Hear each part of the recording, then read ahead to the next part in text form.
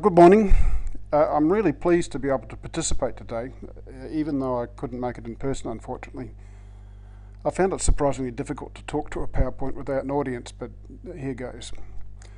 Now, in this talk, I intend to use some of the results of quite a large microfading survey of the light fastness of ballpoint pens, mostly to illustrate some general points that I thought might be relevant to this symposium rather than a detailed account of the science.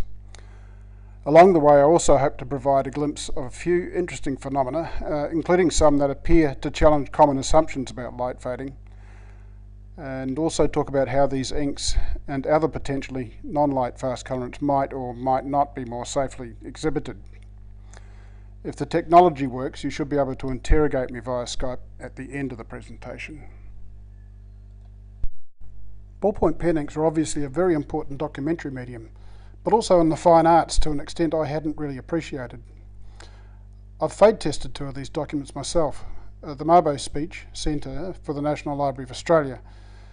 This is included in UNESCO's Memory of the World and was a central speech in a campaign which overturned the colonial doctrine of terra nullius in Australia and restored limited Indigenous land rights a few decades ago. Also the Peter Hooton lyrics on the right for Liverpool Museum, which perhaps only football-obsessed Liverpudlians can properly appreciate the importance of. I found the James Watson paper on a University of California website. In 2013, the Aldridge Contemporary Art Museum, in recognition of the importance of ballpoint pen inks in the visual arts, held an exhibition devoted to the medium. The catalogue covers on the left. I took the Alan Capro image from a PowerPoint of Jim Druzik's, in which he discussed possible mechanisms to explain some microfading results of his for ballpoint pen inks. As he pointed out, appropriately enough, Capro championed impermanence in the arts. In 2011, I fade tested the Francis Bacon sketch on the right for the Tate, along with another which we will get to see later on. First, a quick introduction to microfading, or microfade testing, which was developed by Paul Whitmore at Carnegie Mellon University in the late 1990s. It's basically a fibre optics visible reflector spectrophotometer, which delivers a very intense infrared-free, that is heat-free, and ultraviolet filtered illumination to an area which is less than half a millimetre in diameter, substantially less, easily fitting within a pen stroke, for example, for a cumulative exposure resulting in an imperceptible colour change. So in practical terms, it's non-destructive and can be safely used on real objects. 10 minutes delivers a dose we hope is equivalent to something like 5 to 10 years on display, depending on a range of variables. Reflectance spectra are acquired at intervals, say once a minute, so the data includes spectral sequences as fading progresses, in this case the first and last spectra of a red ink test faded for 10 minutes. And LAB values derived from them. Here you can see the red ink losing chroma and becoming lighter. And finally, colour change, or delta E, calculated in this case from LAB values using the CIE's 2000 colour difference equation, are plotted against exposure time. The solid blue curves are the three least light fast of the International Standards Organisation's blue wool fading standards. And the red line is that red ballpoint pen ink, which fades faster than Blue Wool 1. The fading rates of the blue wools in typical museum lighting conditions are fairly well characterised by Stefan Mikowski and David Saunders, amongst others. They have been around for a very long time, the blue wools, not Stefan or David, although perhaps that's true too. So they allow results to be related back, for example, to Padfield and Landy's landmark accelerated exposure results of the late 1960s, which I refer back to constantly. They are also used as ad hoc integrating light dosimeters in some museums.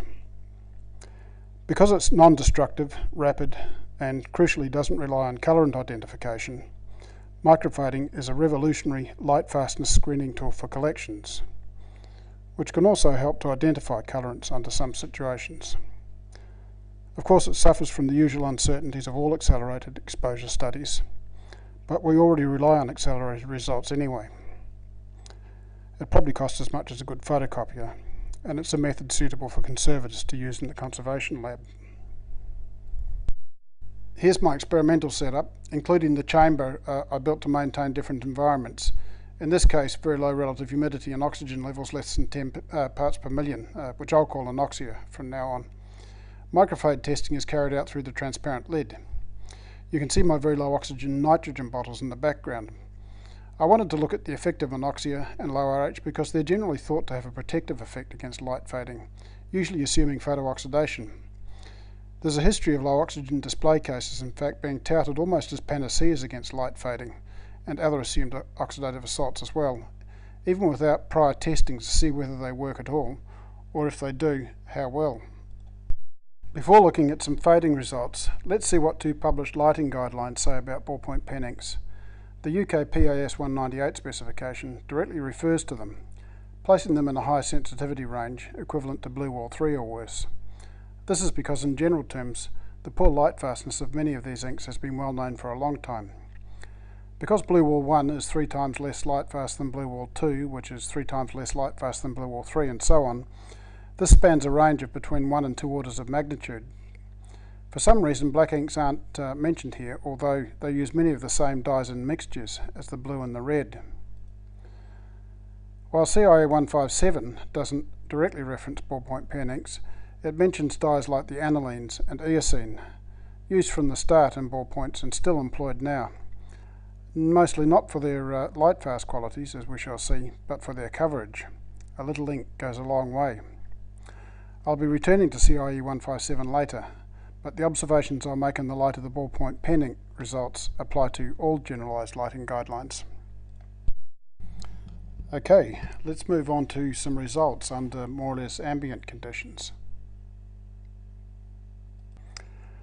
Here's the blue ballpoint pen inks on paper in air at 50% relative humidity, ranging from pretty much light fast through to much worse than Blue Wall 1. Similarly, the black ballpoint pen inks, perhaps not quite as bad at the extremes. And finally, the red inks, mostly better than Blue Wall 1, but I should note that I only tested 17 of these, so there's probably room for worse. Well, what do these results mean in practice? Using recent unpublished experimental light fastness data for Blue Wall 1, obtained by Season T at the CCI and Jim Drusick at the Getty recently, exhibiting Blue Wall 1 at 50 lux would result in a just noticeable difference, or more or less equivalently a just noticeable fade, within a year.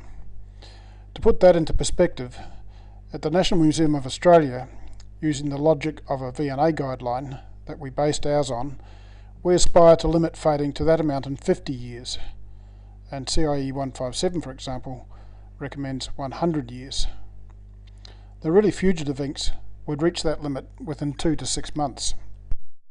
So what would be the consequences of following the CIE 157 guidelines recommendation, for example, for those very fugitive blue inks? Their recommendation is to limit exposure to 1 year per decade, or just over a month per year. Well, good luck with that, by the way, in most institutions. If you followed this advice, however, a number of those blue inks would be quite badly faded in their very first exhibition, and more or less completely faded out within 3 to 6 exhibition cycles. That's a hell of a long way from lasting 1,000 years, which I think the recommendation is predicated upon. The results clearly show that the only safe general recommendation for ballpoint pens is, if you can't fade test them first, don't display them. For a visual illustration, have a look at this real example, an early 20th century hand-coloured photograph from the National Museum of Australia. Sometimes the same dyes used in ballpoint pen inks were used for this purpose as well. Note the cyan sky, test position 12, in the top right-hand side close-up, whose fading curve, the top one, is very like those of the blue ballpoint pen inks. The cyan spectrum rapidly loses its absorption region between 550 and 650 nanometers. My recommendation was, if they had to display the album, and this page in particular, very frequent page turns were required. That got lost in the system, and the page was left on display for 4 years rather than a matter of weeks. Keep looking at the sky. The upshot was complete fading of the cyan. And at the other end of the scale, here's another Francis Bacon ballpoint sketch, which I fade tested. The result, the red dashed line, was a very small bounce, and then it flatlined below blue wall 3 there. Its light fastness is probably way better than blue wall 3. It may be something like phthalocyanine blue, for example, which is sometimes used in these inks, which I first came across as an aircraft paint. It's more than 100 times more light fast than those other blue inks, and as far as the ink itself is concerned, there's practically no need to limit its display ever.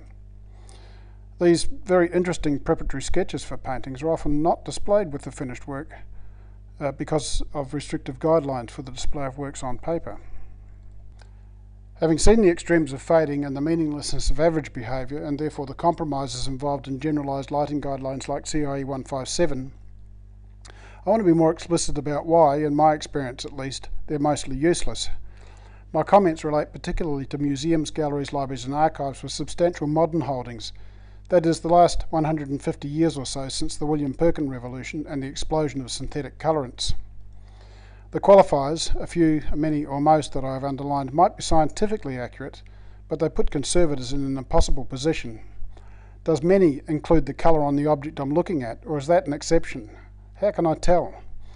Unfortunately, more published data, usually thought to be the solution to this problem, won't actually help much. In fact, the more data I see, the more I want to qualify generalisations that I might once have accepted or made, although there are some reasonably valid ones. So the safe bet is to place everything doubtful, excluding obvious stuff like vehicle and house paint, black printers, ink and pencil, in the high responsivity range, where, at the NMA at least, a good half were shown to be unnecessarily restricted and a much smaller proportion overexposed by the standard we had adopted. In any case, 1 year in 10 is a laughably unrealistic exposure target for most museums at least, particularly and ironically of course for the most important collections that visitors expect to see. The NMA unwisely tried to strictly implement the V&A guidelines, which are similar to CIE 157 but only half as restrictive, and they resulted in a completely unaffordable exposure-driven object replacement program, unhappy curators and directors, as well as conservators who complained of only ever doing exhibition preparation work. There was a conservation cost as well, which tended to be overlooked because the emphasis was on following rules, not managing global risk. As Tim Padfield implies, the adverse consequences could be excused because the rules, developed after all by well-credentialed scientists and conservators, were being followed. Conservators tended to act in a manner that Stefan Mikulski labelled as the lighting police role, enforcing rules for which they did not admit or didn't realise there was little basis in reality. They also risked being dismissed as chicken littles when, not following the rules, worked out fine, which in lots of cases, as we've seen with the spread of ink fading rates, it will. Unimplementable and unrealistic guidelines are not guidelines at all, except in some fantasy world which was certainly not our reality. And it will greatly assist conservators to do their jobs in good conscience by not representing them as such, let alone as standards. Once we found ourselves agreeing with Tim Padfield, we began to think about ways of making the basic principles of these guidelines work, because they are actually a very good basis for institutions to develop systems that suit their individual collections, funding, audiences and aims, even if they aren't useful in their current form. Well, having got that off my chest, in the remaining time I'll whip quickly through some more results that I hope you'll find interesting. First, the effect of removing oxygen on the fading rates of the blue inks. The results, the orange bars, are mostly very positive, except for one cyan ink, which responded far more rapidly in anoxia. So does a conservator thinking about anoxic display of a very important document or work of art without testing want to take that risk? So let's dig deeper into the result for that blue, or rather cyan ink, that sped up in anoxia, because its fading rate alone is not the whole story. In air you can see nothing much happened. There's no spectral and very little LAB change. In anoxia, however, there's quite rapid chroma loss, that is, it's becoming less cyan, but the ink darkens. Now darkening should improve legibility, and this would be a positive if the colour has no aesthetic value, say for an archive trying to preserve the historical record, but that chroma loss may not be at all desirable in a work of art where colour is very important. As ever, the devil's in the detail, and in fact for some of the other inks that looked so bad earlier, particularly the blacks, a decrease in the rate of becoming lighter, or even darkening accompanied chroma loss. That's not surprising when pen manufacturers, if they're worried about light fading at all, are probably thinking about handwriting and information rather than aesthetics. Here's the effect of anoxia, orange bars, on overall colour change for black inks compared to air. Not nearly as positive as for the blue inks. Remember, anoxic encapsulation is very expensive and will undoubtedly encourage increased exhibition. Otherwise, why do it? So you would want a substantial benefit. The same inks, however, lightened far less in anoxia, that's the orange bars, than in air, and some darkened. So again, anoxia might be good for historical documents, but not so good if the exact colour is important. Sticking with the black inks for the moment, here's the effect of very low RH in pink on their lightness changes. The usual wisdom is that RH is likely to reduce fading for a number of reasons, either because it's a reactant or because higher RH opens up pores and substrates, allowing faster oxygen diffusion. But in this case, lowering RH causes some of these inks to lighten more rapidly, and maybe there's a different mechanism at play in the presence and absence of water. I found some support for this theory in a recent paper looking at the fading in aqueous and alcoholic solutions of crystal violet. As for red inks, anoxia, the green bars, sometimes decreases and sometimes increases overall colour change compared to air, the red bars. So once again, anoxic display without prior testing is a gamble, much more so for reds apparently than for blacks or blues. Relative humidity, the orange bars, seems to have little to no significant effect on the light fastness of these inks. Here's a good one.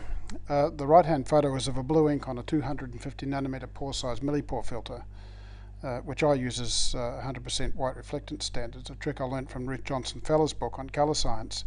They're a cellulose nitrate, cellulose acetate matrix. The fading rate on paper, the lower pink curve, is bad enough, worse than blue or 1. But on the millipore filter it's out of sight. You can see where I've faded my way right through the ink on the photo above. Normally one would stop the test immediately the delta E kicked off like that, so you don't see that sort of damage on real objects. Now a substrate effect is common for dye fading on proteinaceous versus cellulosic materials, but why so dramatic in this case? Are the pores allowing much better oxygen access perhaps? Photooxidation is the likely mechanism, both on paper and the filter, because in both cases fading decreased in anoxia. Or is the substrate a photosensitizer for some reason? I sometimes think there's a PhD project with every result. Microfading generates an astonishing amount of data very quickly, so it's quite productive of hypotheses to follow up on. Here I'm trying to relate spectral features to fading rates. I tried to sort the inks that had the same or very similar spectra from 400 to 1000 nanometer into groups. I just did it visually. I didn't use chemometrics, which you'd find in the forensic literature on differentiating inks, for example. Lots of the blue inks, in this case, fell into distinct clusters, but there were a surprising number of lone ranges as well. When I looked at the fading rates within those groups, however, the correlation wasn't particularly good on the whole. Parenthetically, this discriminatory ability might actually make microfading a useful forensic tool for document examiners. In group 4D, for example, there's an order of magnitude difference between the best, that's blue 8, and the worst, blue 24, even though their spectra are almost identical. Why might this be the case? Look at the two fast fading curves. One of them's blue 24 from the previous slide, which we compared to blue 8, the slow fader. The fast fader's colour change curves are concave. That is, their fading rates don't decrease with exposure like the blue walls and most other light-sensitive dyes and pigments, but increase. The increasing fading rate is known in dye fading circles as type 5 fading behaviour, and it's usually attributed to thermal decomposition of very specific dyes. But there's very little heating in microfading, and while this behaviour is rare in general in my experience, it is quite common for ballpoint pen inks. Could this speeding up denote autocatalytic behaviour, for example? If you look in the literature, it does seem plausible. Michelus ketone there on the left is a photodegradation product of crystal violet, and crystal violet's a very common dye in blue and black inks. Michelus ketone is also an intermediate in the industrial synthesis of crystal violet and a contaminant in the final product. And getting to the point, it's a potent photosensitizer for the dye. So yes, autocatalysis seems quite possible. And in practical terms, this is a bit alarming because unless this is an artifact of acceleration, these inks are actually far worse faders than they appear at the end of the 1 megalux hour dose I gave them. In summary then, it should be clear that I think that at best generalised lighting guidelines are pretty useless in practice, except as educational tools perhaps, or the basis for lighting guidelines that actually work. This is especially true for institutions with substantial modern collections, and it's largely because you simply can't tell by looking at an unknown colorant how fast it's going to fade. They certainly shouldn't become national or international standards either formally or by default, because attempting to implement them can seriously distort museum operations by introducing a great deal of unnecessary expense, with too frequent changeovers in permanent exhibitions in particular, and by denying public access to objects. They can also indirectly result in damage to objects as they are taken on and off display, with all of the handling, transport and conservation that entails. More fading rate data is likely to make them seem worse rather than better, as additional exceptions to generalisations are discovered and qualifications required. But they can be made to work. My colleague Nikki Smith and I have published how we did so at the National Museum of Australia some years ago. Light fading mechanisms are far from straightforward, and assumptions can be dangerous. So you need to be very suspicious of nostrums like anoxic display. And finally, I hope at least I've shown that microfading is a productive research tool, as well as an extremely important light fastness screening method for museums, which was the main intention of Paul Whitmore, who developed it. That's it. Thanks for listening. My thanks to the organisers, in particular Anna Pekorska and Danny Garside, and as usual my colleagues at the National Museum of Australia. Thank you.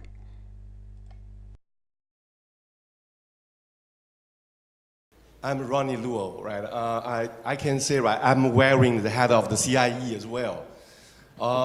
The first thing, right, is it's about the time CIE to revisit, the lighting damage, document. Okay, and one thing, right, we are interested also the microphadometer.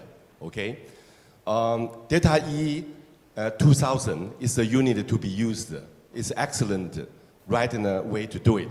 If you use Delta E 94 or others, right, you will have problem because the blue area, D 2000 is doing much better than the other equations. Okay, that's a comment. All right. The second one, right, is a question, which is the uncertainty. You mentioned about the microphadometer, right? What is the uncertainty about that? It's been questioned. I think that for many years now. Blue wool, how reliable they are. Okay, so the blue wool standard.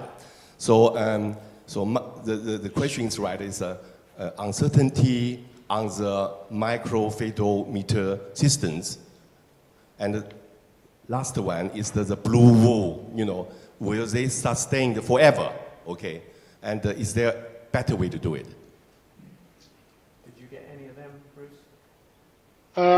I think was the first bit of comment of CIE 2000, CIE 76? The first bit was a comment saying CIE is interested in looking at microphadometry again, and they are recommending the Delta E 2000. But the question was the reliability of the microphadometer, particularly for looking at how reliable the blue wool standards are. Okay, that's a pretty easy question to answer. They have disadvantages, mostly their texture.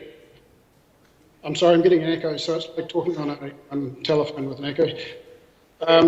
But they are standard, and they're the only standards we have. For risk management purposes, they're fine. I've tested a lot of walls from different organisations, and there are differences between batches, for example. But the final result in terms of display is you still up with the same recommendation. So until we know the history of the light check, for example, a big European project to produce light dosimeters, and I think they went bust in 2 or 3 months. So we're stuck with industrial standards, and as I said, that allows us to relate right back to the 1930s that these things started to be developed. So I think they're quite good. Okay, we can go for one more really short question if there is, and then we have to move on. Hello, Bruce. I was generalized guidelines. Can you speak a little bit more of that? Because I work for a large national museum, and very few people in the museum really understand the depth of what we're talking about here today. So generalized guidelines are often the best we can do to not mess up too badly. So can you speak a little bit more about that? Because I know that, please. Okay, it's going to be a bit harder, but I think they're not the best you can do. You can modify them to make them work, and we first of all did that by ditching the assumption that everything will be grabbed by a curator and put on display as soon as it's taken back to the store. So we were able to reduce the number of light-driven changeovers, which our finance department told us isn't affordable, by making a judgment as to how often an object might be displayed in the future. So by splitting the objects into 2 types, highly significant and highly likely displayed continuously or up to their limits, and the rest, which will be displayed, likely to be displayed far less. So that was one modification we made, and that cut costs substantially.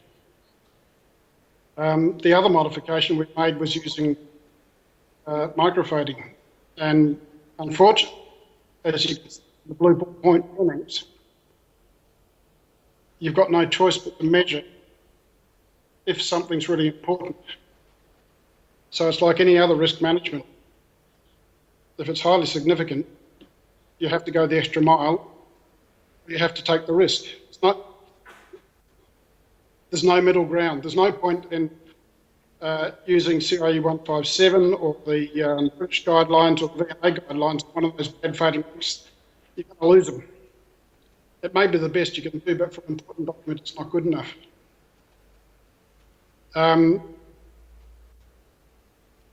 Generalise, no, that's probably what I want to say. I would say the ballpoint pennings are an extreme case, I acknowledge that. And the other comment I'd remake is that there is a downside in permanent exhibitions to constantly swapping out objects for objects. There's a conservation downside. You have to look at that as well. So it's not just about lighting guidelines. In fact, I urge conservators and curators not to get obsessed with a particular guideline, but to look at a global situation. Okay, thank you very much, Bruce. If we can thank Bruce for his talk.